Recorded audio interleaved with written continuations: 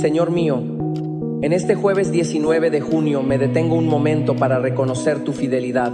Gracias porque has estado conmigo en cada día de esta semana, en cada paso dado, en cada dificultad enfrentada y en cada alegría vivida. Hoy quiero comenzar este día con un corazón lleno de gratitud. Gracias por el regalo de la vida, por mi familia, por el trabajo, por el techo que me cobija y por el alimento que nunca falta. Aún en medio de mis luchas, sé que tu mano me sostiene y tu amor me acompaña. Por eso, hoy te entrego mis pensamientos, mis decisiones y mis acciones. Guíame, Señor, para que pueda vivir este día con humildad y propósito. Que no me distraigan las preocupaciones del mundo, sino que me mantenga enfocado en lo que verdaderamente importa.